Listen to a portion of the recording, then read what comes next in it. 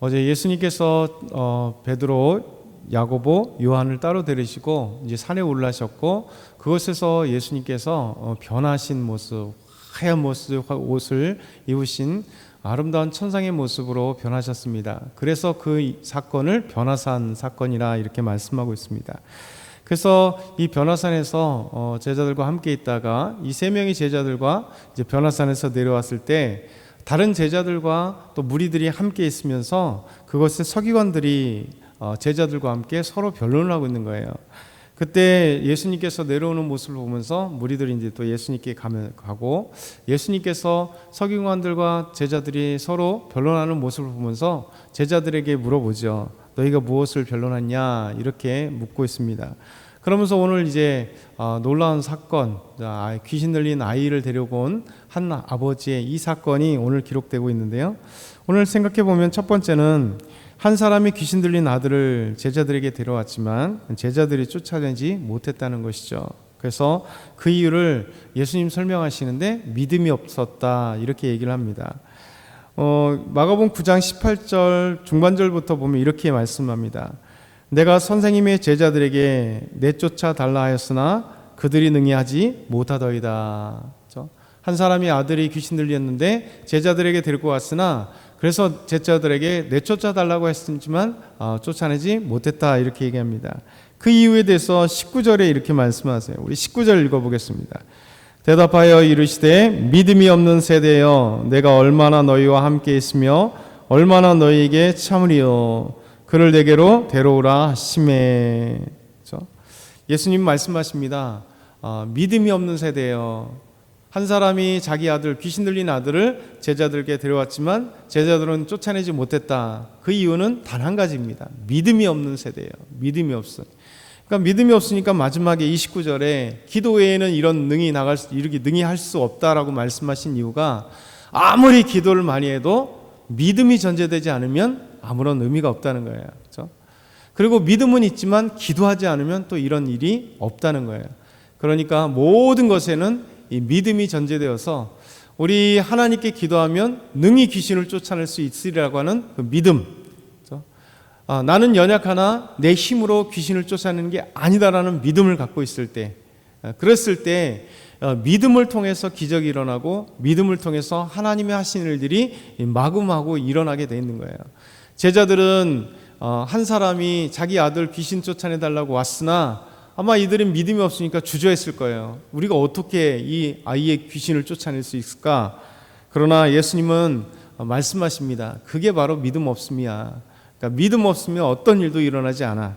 그래서 우리 신앙생활에 가장 중요한 건 뭐냐면 믿음입니다. 믿음. 그래서 믿음을 통해서 우리 삶의 변화가 일어나고, 믿음을 통해서 믿음의 성숙이 일어나고, 믿음을 통해서 우리 하나님의 살아계심을 우리 삶 가운데 경험하게 되고, 믿음을 통하여 기도가 응답되는 역사가 일어나고, 기도를 통해 우리 삶에 막혔던 문제들이 해결되고, 기도를 통해 이렇게 사단의 권세가 있을 때 우리 기도를 통해 사단을 이길 수 있는 능력이 생기고 믿음이 생기고 힘이 생길 수 있다는 거예요.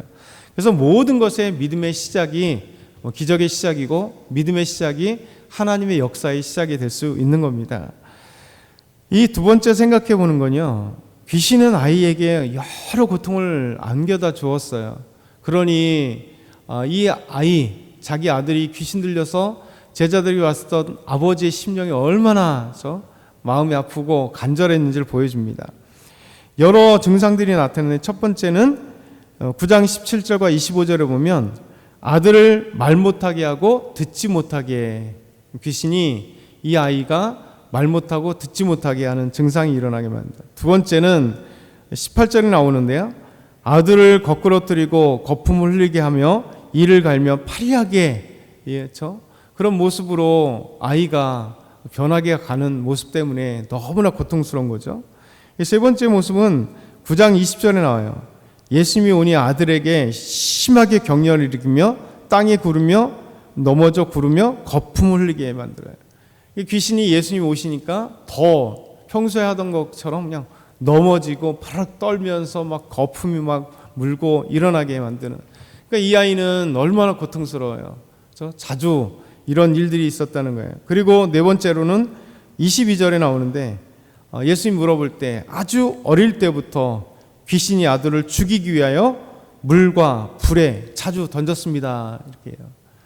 이 아이가 언제부터 이 귀신이 들렸냐? 어렸을 때부터 이런 일이 있었습니다. 귀신이 이 아이에 그냥 불과 물에 던져서 죽이려고 했고, 그냥 때로는 푹 쓰러져서 막 대굴대굴 구르면서 막 거품을 흘리고 경련을 일으키게 되고, 이 아이 어렸을 때부터 그러니까 들리지 않고 보지도 못하는 이 엄청난 증상을 일으키며 고통을 당하는 아이예요.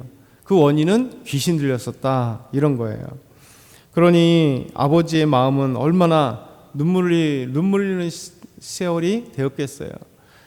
아마 분명히 수많은 사람들에게 데리고 갔을 거예요. 치료하려고 데리고 갔을 거예요. 근데 귀신은 치료되지 않는 병이잖아요. 주의 권능 아니면 이 귀신 쫓아나지 않습니다.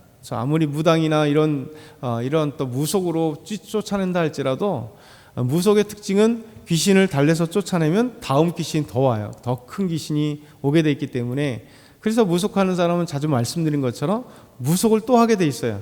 굿을 또 하게 돼 있고, 또 다른 굿쟁이를 또 모여서 쫓아내고, 또 다른 귀신이 들어오고, 그래서 이런 고통을 안겨 주었을 때 예수님의 제자들에게 이 귀신 들린 아이의 아빠가 온 거예요. 얼마나 간절한 심령으로 왔겠어요. 그런데 제자들은 이 귀신을 쫓아내지 못했습니다. 그러니 예수님 오셨을 때 이 아이의 아버지가 예수님께 달려와서 간청하는 거죠. 당신의 제자들이 귀신을 쫓아내지 못했습니다. 이 아이가 이렇게 힘든 고통을 겪고 있습니다 할 때 예수님께서 귀신을 쫓아내십니다. 우리 23절부터 27절까지 한번 읽어보겠습니다. 23절부터 27절.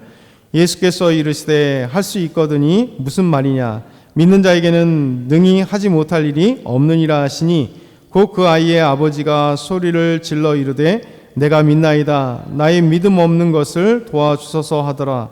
예수께서 무리가 달려와 모이는 것을 보시고 그 더러운 귀신을 꾸짖어 이르시되 말 못하고 못 듣게 하는 귀신아, 내가 내게 명하노니 그 아이에게서 나오고 다시 들어가지 말라 하시매, 귀신이 소리 지르며 아이로 심히 경련을 일으키게 하고 나가니 그 아이가 죽은 것 같이 되어 많은 사람이 말하기를 죽었다 하나, 예수께서 그의 손을 잡아 일으키시니 이에 일어서니라. 아멘. 이렇게 말씀하세요. 할 수 있거든이 무슨 말이냐? 믿는 자에겐 능하지 못할 일이 없다는 거죠. 모든 것의 비밀은 믿음입니다. 믿음. 그래서 아이 아버지가 소리를 지르며 예수께 말씀합니다. 믿음 없습니다. 내가 믿음이 믿나이다. 나의 믿음 없음을 도와주세요. 그때 예수님께서 이제 귀신에게 향하여 말 못하고 못 듣게 하는 귀신에게 이야기합니다. 내가 내게 명하니 그 아이에게서 나가라. 이게 예수님의 방법이에요. 귀신을 쫓아내는 거죠. 우리 예수님은 하나님의 아들이시고 능력 있으시니 그 귀신은 그 아이에게서 쫓겨날 수밖에 없어요. 그러니까 귀신의 역할은 끊임없이 끝까지 고통을 주는 거예요. 이 아이에게서 나가기 전에 어떻겠습니까? 쓰러지고 고통스럽게 나가면서 경련을 일으키게 만들면서 나가게 되는 거죠. 마치 죽은 자처럼 넘어져 있는 것. 근데 죽은 것으로 생각했었습니다, 무리들은. 그러나 예수님은 알았어요. 그에게서 귀신이 나간 거죠. 그래서 그 아이를 일으켜 세우니 그 아이가 일어난 것. 귀신이 쫓겨나간 거예요. 그러면서 예수님 말씀하시잖아요. 더러운 귀신이 다시 들어가지 않도록 해라. 귀신은 반드시 쫓겨나면 다시 들어가게 돼 있어요. 그렇기 때문에 우리 마음 가운데 예수님 말씀하신 것처럼 소재되지 않으면 한 귀신이 쫓겨나갈 때 거할 곳을 찾지 못하고 다시 들어가는 것처럼, 소재됐던 건 뭡니까? 귀신이 쫓겨나간 사람에게는 예수 그리스도를 믿고 믿음으로 나아갈 때는 다시는 귀신이 들어갈 수가 없어요. 믿음 안에 있는, 믿음이 있다는 게 뭐냐면 요한복음 1장 12절 영접하는 자, 곧 그 이름을 믿는 자들에게 하나님의 자녀되는 권세를 주셨다. 영접하는 거예요. 예수님을 내가 믿는 거예요. 예수님이 내 안에 계시는 거예요. 그러니 예수님 믿는 사람에게는요, 귀신이 함께 거할 수 없는 거예요.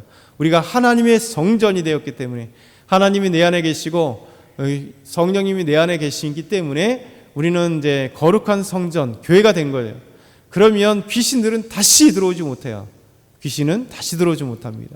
귀신과 어떻게 하나님이 함께 하겠어요? 귀신과 어떻게 예수님이 함께 하겠어요? 그래서 우리의 삶에 있어서 이 사실을 기억했으면 좋겠습니다. 귀신을 쫓아내는 것도 믿음이요, 우리 삶의 모든 것도 믿음이요. 그래서 믿음으로 우리 삶의 모든 것을 이기고 믿음으로 승리하고 믿음으로 하나님의 기적들을 체험하는 저와 여러분이 다 되길 소망합니다.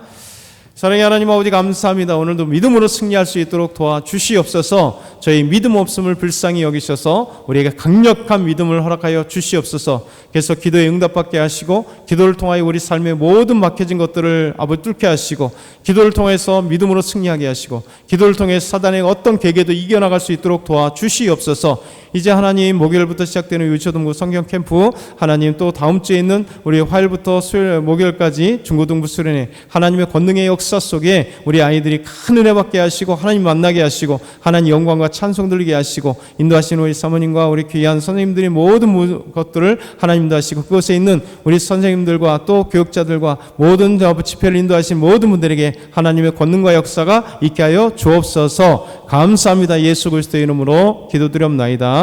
아멘.